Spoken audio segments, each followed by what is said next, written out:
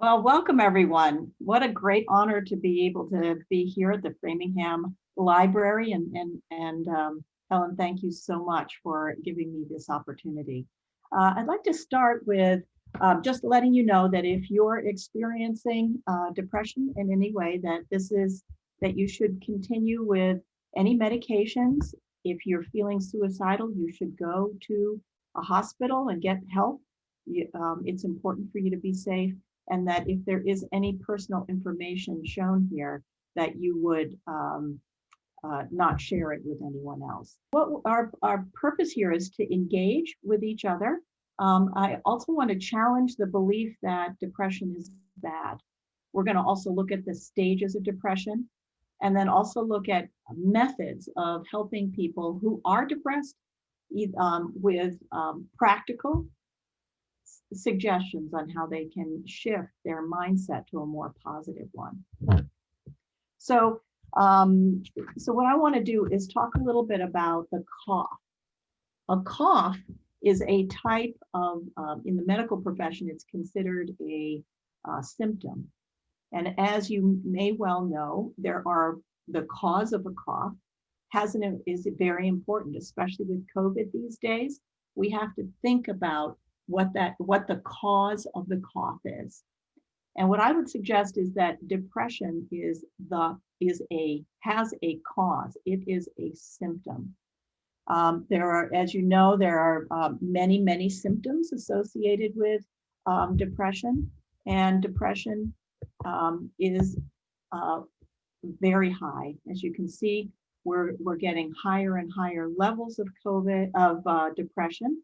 And you can see down here that there's been a 30% rise in mental health issues during COVID-19. So if we look at the causes, it shifts the dialogue quite significantly. We're no longer trying to get rid of a depression. We're trying to understand what is the underlying cause. How can we find out what that is?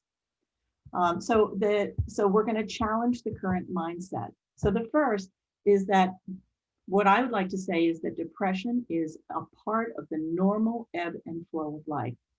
And so if you have some questions about so give me some ideas of depression that you are familiar with. Examples of depression that might not be just the straight feeling down and all those sorts of things. Does anybody have any thoughts? Seasonal depression. Yeah. Okay, so you can see that there are many types of depression, but here's another one. Sleep. Sleep is a form of depression. The body stops, it slows down, your mind slows down, and you basically go unconscious. Now, sleep is vital to our lives. It's a time where we consolidate all of the experiences that we've had during the night or during the day, and then consolidate them so that we can access them. So as you can see, sleep is a deep rest. And in fact, one of my favorite people, Jim Carrey, calls depression deep rest. He talks about taking a break from your life and kind of being very internal. And so that's one form of depression that we don't normally think of that's normal and healthy. Another is, I don't know if you've noticed, but if you don't move a lot, your body has less energy. So what's happening is you're physically depressed in order to match the energy level that you need to function in life. So we're going to go into more of that later as to how then to switch. A lot of depression is also when you have this vision for yourself and suddenly that vision is no longer capable, you're no longer able to have that. And so you have to say, well, I knew what my purpose or what my goals were before, and those are no longer an option. And so oftentimes people take a step back and they become very internal as they sort out what their next goals and purposes is going to be. So depression without the negative stuff, or if you're not getting down on yourself or thinking of the negative thoughts has a healthy and important part in all of our lives. Now, I do holistic coaching. And so what I find is that there is an interaction between the spirit, the mind, and the body. And that interaction is very helpful in helping people understand the cause of their depression. So some are, we can say sleep. The reason that you are getting depressed and going to sleep is you're tired. You need a break. You're overwhelmed. You could be, your body could be depressed because you're not moving physically and you have no reason to move. Spiritually, you may be depressed because you've lost your sense of calling or purpose or your connection with other people. So in the spirit realm, there's the transcendent relationship between self, others, and a higher power. Now, when we talk about self, we're talking about that part which is unconscious. It's our intuition. It's our ability to accumulate or assimilate large amounts of information in order to make a decision about where we want to go. It is also our calling and our purpose in life. A transcendent relationship with others is feeling connected with others. It's often called groupthink or a sense of purpose or helping out others. That is a spiritual connection. And then a higher power is that which is much greater than any of us, that has some impact which is mysterious and we don't necessarily know about it. It's not necessarily religious, it's spiritual. So religion is a vehicle for expressing and developing one's spiritual connections. The mind is conscious thought. It is mindsets and beliefs. Now, we are in neuro-linguistic programming. We divide the mind into the conscious and the unconscious. The conscious mind is capable of holding 7 plus or minus facts or groups of information. So the minute you add your 10th piece of information, you've already lost 1 or 2 of the previous ones. Very, very limited. Your unconscious holds your mindset and your beliefs, and it holds it with, it also is able to sense and filter information.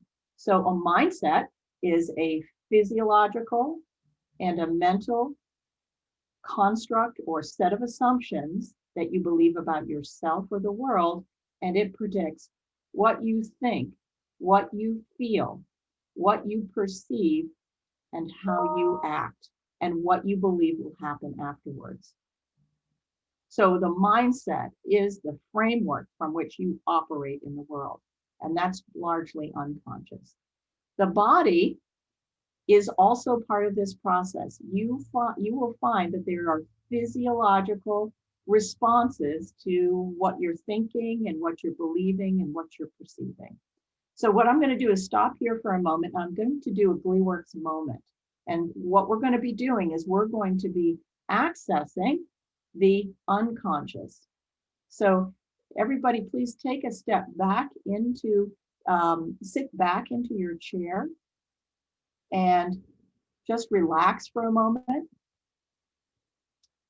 Do a body scan. And what a body scan is that you're going to look, you're going to use your mind to scan all the areas of your body, and you're going to notice where you're tense and where you feel a vibration, where you feel relaxed.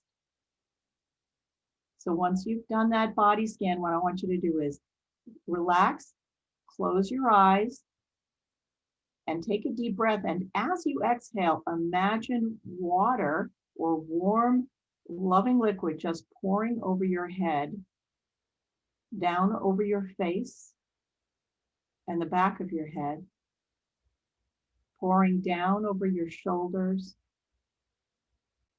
and down your back and down your front and down over your legs and your knees and out through the bottoms of your feet. And take another deep breath. And as you take this deep breath and exhale, imagine the thoughts, that same idea that all this energy is just being poured through you, and it's taking your thoughts with you. It's just taking them down, around, swirling around and down through your body and out your feet. And this time, you're going to take a deep breath, and as you exhale that, you're going to imagine this warm, golden, wonderful liquid going through your body.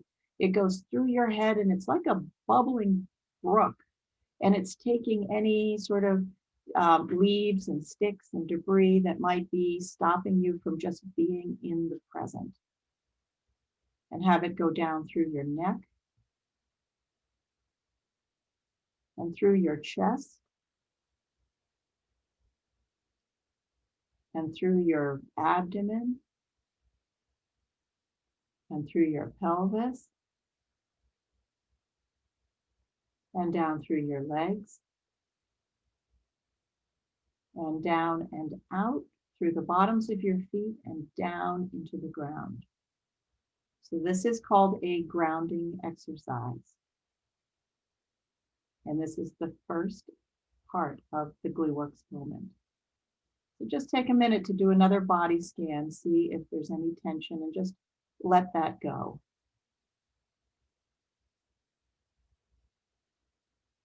And just relax into this feeling. If you find you have many thoughts, imagine plucking them from your mind and placing them in a river in front of you, an imaginary river. And all those thoughts will be accumulated at the end of the river. And once we're done with this presentation, you can pick them up and they'll be fully formed. So you're not going to lose them. And take one more deep breath and just relax down in through your body and down through the ground and down through your feet. And just open and relax. So this is being in the moment. It is the basics of meditation. And it's a way of recentering yourself. It's a way of quieting your mind so that you can listen to your spiritual self, to your unconscious. So the next step is to ask for what it is that would help you, or what it is that your question is. And it might be, I want to be able to help my loved one who is experiencing depression. Or it might be, I'm so overwhelmed, I want to, how can I feel less overwhelmed? So form a question. It might be, I want to receive something from this presentation that's very valuable to me. And then the third part is gratitude. And I'm going to do a little prayer. Thank you so much for bringing all of these people here to hear and learn about the upside of depression. We ask that you might fill their minds and their bodies and their souls with joy and a deeper understanding of the importance of spirit, mind, and body. And then we say amen. Okay, so are you feeling, so I'm assuming it's because it's hard to kind of connect in with people that you're feeling different now. Okay, I'm feeling less stressed, which is awesome. Okay, so the next thing we're going to do is we're going to go through the stages of depression. And here we're going to talk about some strategies to prevent it from being too deep and too terrible. So here are the stages of depression. We start out with being on an even keel here, normal life. A pivotal event happens, and we begin this slide into a depression. And a lot of times during this phase, we try and grab and stop the slide, but it happens anyway. And then the well is the bottom of the depression. And then once we've done the work, or that the unconscious needs to do, then there is often an epiphany. When we're sleeping, sometimes we wake up with an epiphany. Sometimes we just wake up and we're feeling great. And then there's the climb. And that's small little steps to bring you back to the normal functioning. Now, we all do this when we're sleeping. We stretch when we wake up. We might look at our alarm clock and put it on snooze, or we might get up and do small things. Those are ways to re-engage into normal life. And those you can use when you're in situational or seasonal depressions, all of these things. Now, getting out of a depression when you're in a very deep one and it's been a long time is very difficult. This is not going to happen overnight. It takes practice. And you're going to hear voices inside of you saying, well, this isn't working. I can't do this. But just those are lies. We're just going to keep moving forward into a more positive point of view. So you're engaged in life.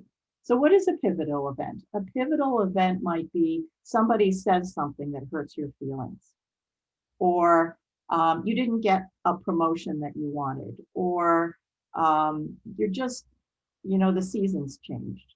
So all of these are kind of pivotal events, and they set in motion a sequence of steps until you reach the bottom.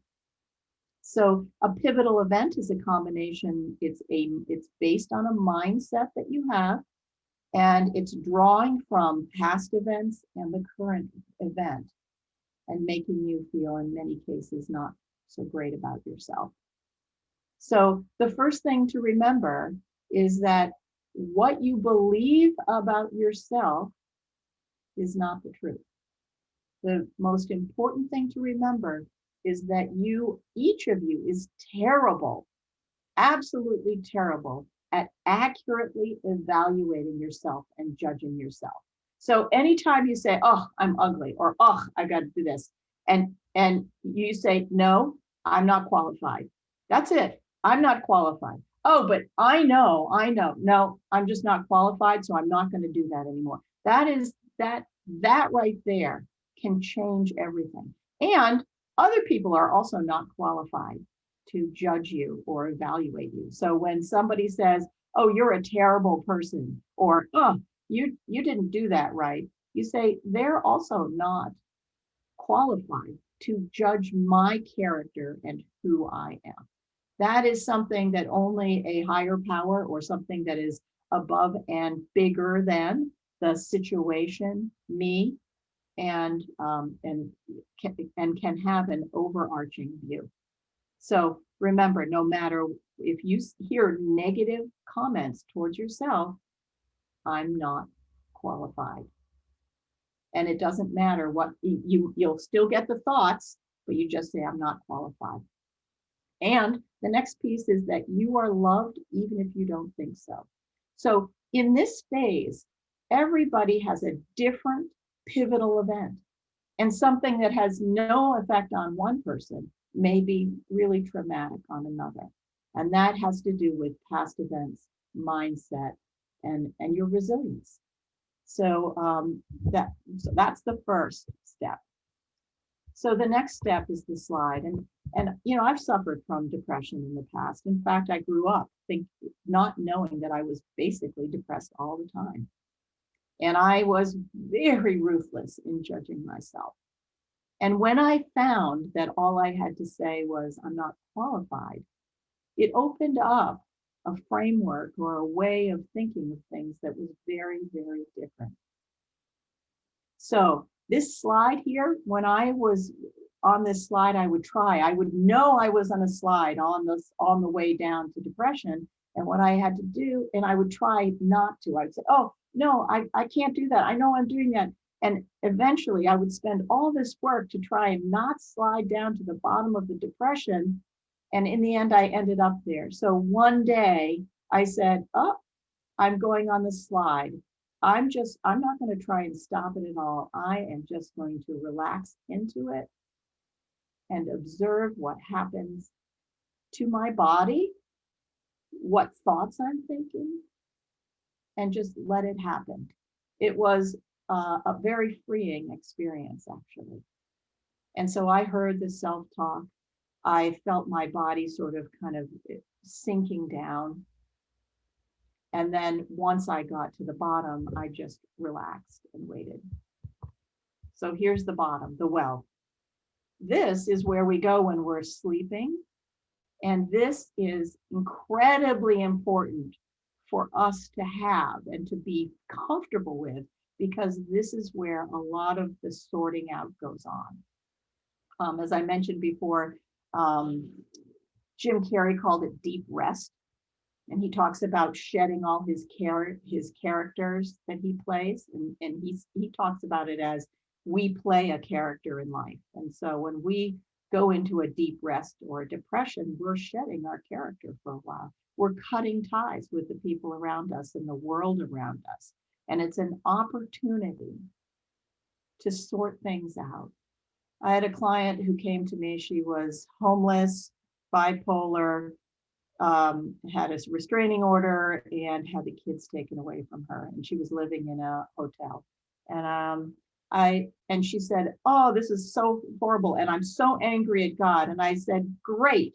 This is a great opportunity for you to shift and find what's important to you and let go of a lot of stuff that had happened for her." And over the next 5 months, she had the opportunity to heal. And she did. And she is more vibrant. She started her business and she is feeling she has meaning and purpose. And she doesn't suffer those kinds of things. She's reunited with her children. The restraining order is gone. She's not homeless and she's building a career. So those were pretty profound changes. And it was all because she was disconnected from, not all, but because she was disconnected from many of the things which would have brought her out. So this well, if you find yourself having negative thoughts, just remind yourself that you're not qualified and that this is a place to contemplate purpose, meaning, and destiny. Here's a place where you want to think and remind yourself of the gifts that you have. And those are going to feel fake when you say them. For instance, I'm smart. If you've been telling yourself that you're dumb all these years, when you say, "Oh, I'm smart," what's going to happen in your mind is you're going to say, "No, I'm not." And so because you've got a habit of having destructive thoughts and lies. And so to change that habit, it's going to feel fake initially, but you just got to keep at it. So, and the more quiet you can do, the more you can become part of that GleeWorks moment where you just are, the more you'll be able to hear your unconscious or your spiritual self or your intuition speak to you. And listen, ask your unconscious, what is it that you want to tell me? Why have you brought me here to this well? And oftentimes those questions will reveal an epiphany. Oh, well, perhaps you want to look at life a little bit differently. One of the concepts I talk about is living in the gift.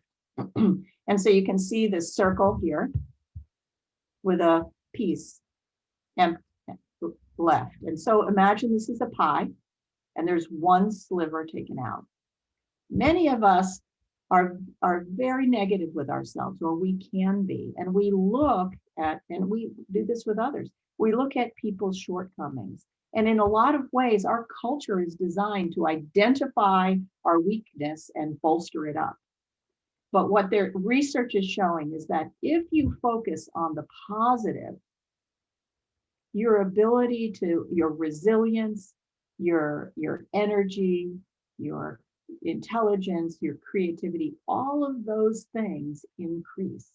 So when I was raising my 4 children, there was a point where I had an epiphany, and my epiphany was that I could see nothing positive about my children. So And I looked at my daughter and I said, wow, I can see nothing. And I said, okay, I'm going to say one positive thing to my children each day. And so, because I was always correcting them, and I thought this was great parenting. I'm going to show them what's wrong and help them to be better people. By the way, people would sometimes comment that my children were really difficult during this time period. So I said one thing, and I looked at my daughter the next morning and I could see nothing. And she's really pretty. She's really cute and she's very smart. And I could see nothing. And I said, you have a nice shirt. And inside I said, you're lying. You don't care about that shirt. And I said, that's okay. I said it. And I worked at that every day. And over time, over a year, my children fundamentally changed. Now people were saying to me, you have the most amazing, wonderful children. And I could see their gifts. And so I moved from living in the sliver with my children to living in the gift with my children. I was at a church retreat and there was a woman that was crying because she was trying to decide whether to divorce her husband because he wasn't doing this and this and this. And I took her aside and I said, you have a choice. You can live in the gift or you can live in the sliver. She took that back. Little did I know, 2 years later, I am at this same retreat and there's this woman talking about how amazing her husband is, that he's teaching their daughter sight reading and music and all of this wonderful stuff. And I'm thinking, wow, that's so amazing. I'd love to have my life be like that. So obviously I had slipped a little bit. And at the end of the retreat, she said, she said, Marcy pulled me aside and told me about this pie concept and living in the gift and living in the sliver. And I took that back to my husband and we agreed that we would live in the gift. And anytime someone started to be negative, we had permission to say, are you living in the sliver? And that would remind the person that they needed to live in the gift. Apparently the husband's mother-in-law was very negative. They shared the concept with the mother-in-law. She embraced it. Unfortunately, she got cancer. She passed away, but on her tombstone is living in the gift. It's an extremely simple and powerful concept to just make the commitment to live in the gift with yourself, with your family, with anyone around. Okay, so that's enough about this well and all that stuff. Don't be afraid of it. Embrace it. Ask questions when you're there. Find gratitude. Remember what's positive about your life. And then the climb. Now, the living in the gift is really a very wonderful way and can help you make this climb. But you also have to know that this is very, very hard work. Going through these stages of depression is very hard work. And you need to protect yourself. You need to protect your spirit, body, and mind. A lot of times people will, when they're having a really hard time, particularly with mental illness, they just don't have the reserves they need to even reach out or get a job or make a phone call. And that's okay. You need to protect them. Say, yes, I know you're doing a lot of really hard work. And you know what I love about you? Always follow up with a positive living in the gift comment, because those gifts are the healing properties that give people resilience. Now, the other thing is when you're in that depression, there's a point where you have a thought. And then if you don't act on it within about 5 to 10 seconds, you will no longer have what's called the activation energy to do it. So when I was in a really deep depression, I would be lying there wondering what to do. And I would say, well, I could turn on the light. Now, if I didn't act on that, then I would just lie there again. I would continue to lie there.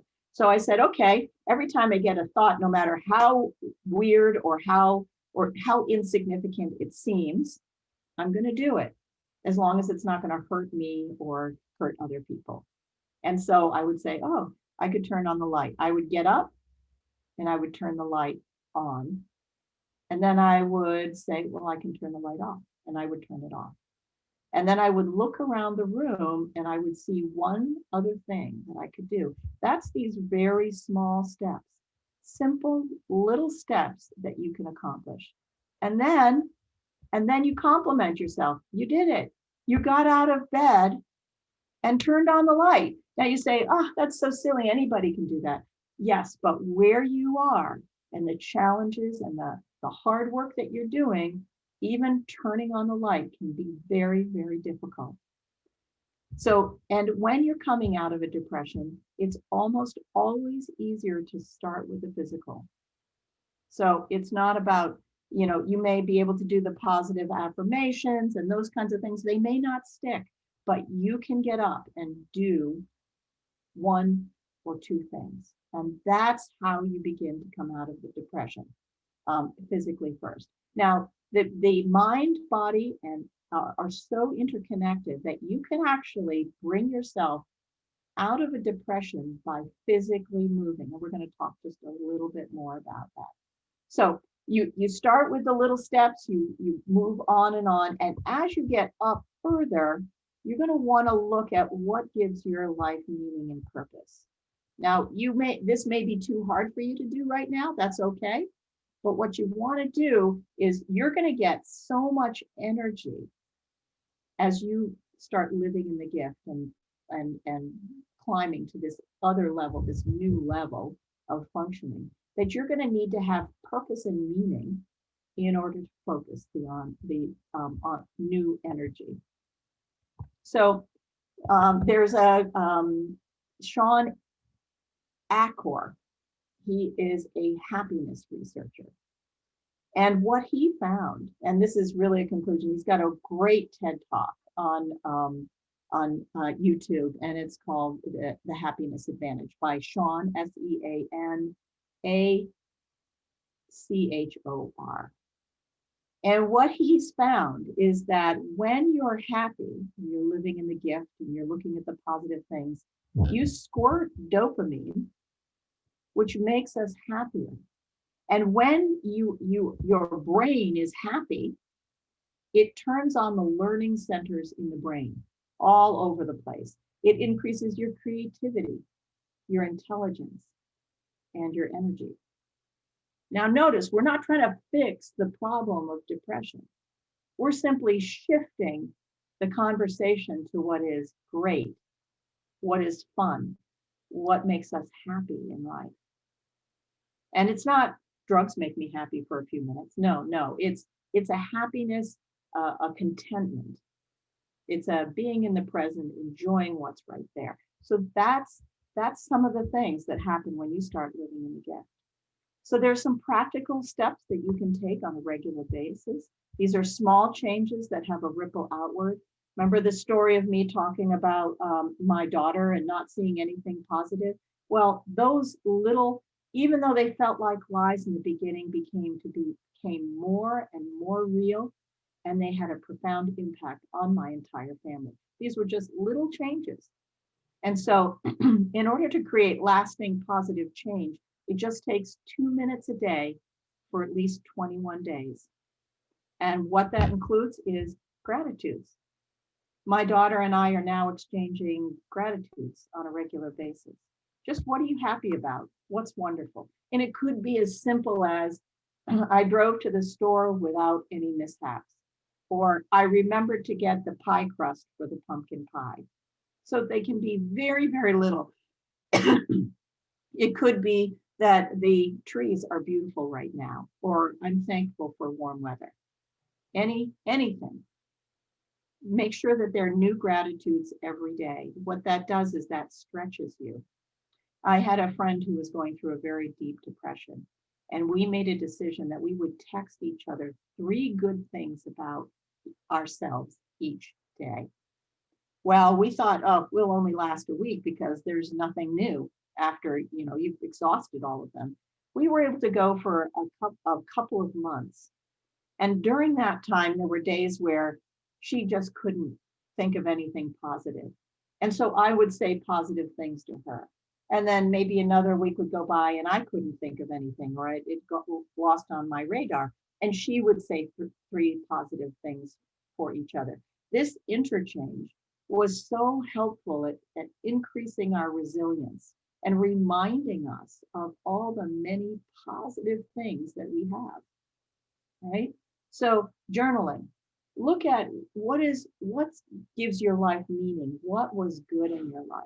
And yeah, there may be times that you want to talk out some of the negative things that are happening, but remember, you don't want to dwell on those too much. Now, I'll go. So one of the things that happens is when we dwell on something or perseverate, it's called perseverate, where you have the same thoughts over and over again and you can't stop them. There's also a physiological response happening in your body.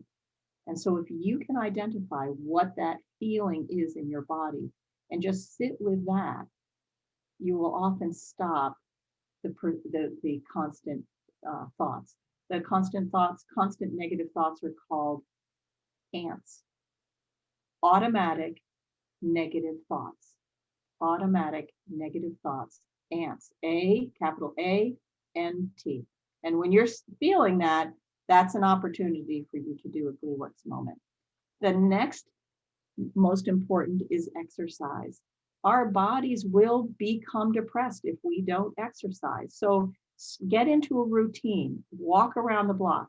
Even if you don't feel like it, once you have a routine, it'll be easier and easier to do. If you don't want to go out during bad weather, have also an exercise routine in your house. This is not only important for depression, but it also keeps the body flowing. It helps you get rid of the stress and some of the chemicals that get circulating through your blood system and make you feel bad. The next is meditation, the GlueWorks moment. One of the values of a GlueWorks moment and meditation is it gives you, it recenters you on yourself. And we can then look through our bodies and see where we're tense and relax. There is a direct correlation with many illnesses and the mindset of an individual. So in the client that I mentioned who had bipolar, was homeless and all that, she had headaches and she had stomach aches. And it turned out that had a mindset or an experience associated with it. And as she became more comfortable with those feelings and the mindset and understood the mindset, those feelings, those experiences, those physical ailments just disappeared. They just didn't exist anymore. And when she got the tense stomach again, she said, aha, I know what that's from. And then she could do the Mindfully Works moment and she could relax and then get out of that particular mindset. And the last is random acts of kindness. So there's a book called 365 Thank Yous. And what happened is this lawyer was in the very, very pits. Everything was going wrong. He was divorced. The landlord was raising his rent. He had no clients. He had money that he had to pay. And all he did, he went walking. He was depressed, but he went walking. And as he was walking in this beautiful area, he heard a voice, and it was almost as clear as somebody speaking to him. And it was, be thankful. And from that, he went and he wrote 365 thank you notes. And as he did that, things began to come to him that were positive. His practice began to thrive. His sons who had been alienated from him came back and gave him money that they owed him. And so it's a phenomenal book, 365 thank yous. So those random acts of kindness, what they do is they trigger some dopamine in your body. It connects you with others, which is that spiritual connection. And so random acts of kindness, even if you don't feel like it, can really shift towards a more positive view of the world. And it also helps with resilience. The other thing is that you are reaching out to other people that may be having a really hard time. And that ripple effect will come back to you. So Let's see. So I want you to remember. So we're going to do another Gleeworks moment again. And what I want you to do is sit back. A lot of times people lean forward into life rather than sitting back into their bodies. And so when I mean sit back, I also mean sit back within yourself. It's almost as if imagine the chair is you and you're leaning forward. Well, sit back into the chair, sit back into your body.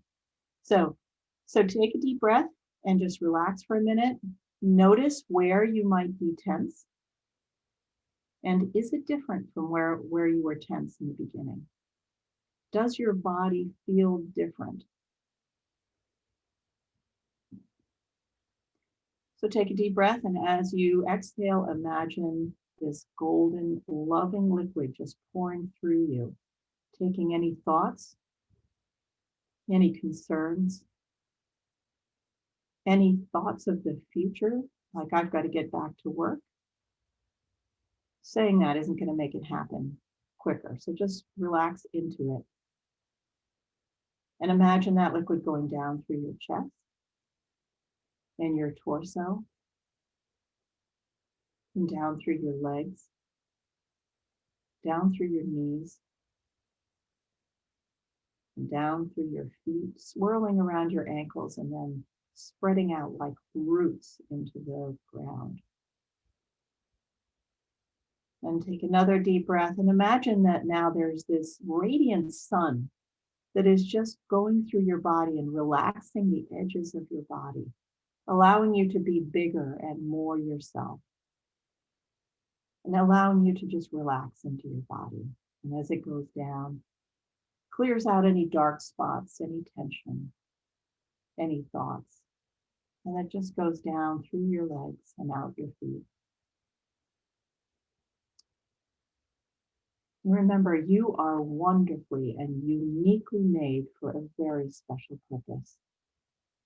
You are loved and part of a community, even if you don't think so. Oftentimes, your suffering is often the seed of your meaning and purpose, if you don't know what that is. You are an important part of something bigger than yourself.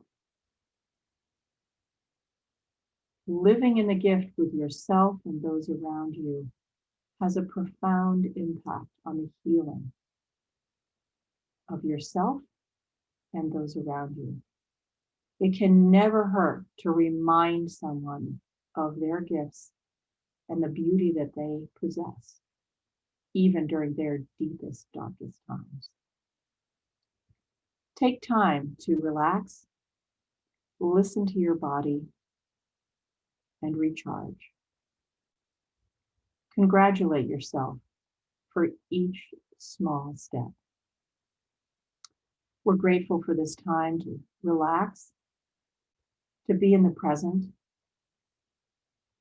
to reframe depression and difficult times, to gain ways to help shift the conversation from the negative to the positive with gratitude every day, journaling about vision and purpose and wonderful things that have happened or that you've witnessed. Exercise to keep your body from sinking too deeply into a depression.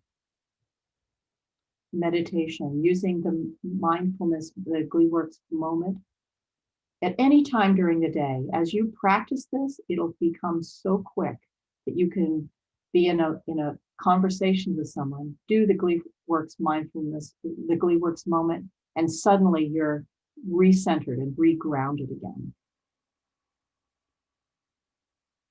And finally, to remember all the good things, or to have positive, random acts of kindness. All right, come on back. And I just wanted to let you know about some upcoming things that are available. So I'll be starting an Upside of Depression with Purpose, Joy, and Connection ongoing group. I'll be doing a class called When Stress Takes a Physical Toll. We'll be looking at how your mindset affects your physiology in your body. Another is the Holiday Resilience Kit, Transforming Your Holidays with Glueworks. Finding Your Why. This is a one session experience where we talk about what's important to you. I do one-on-one coaching with adults and kids.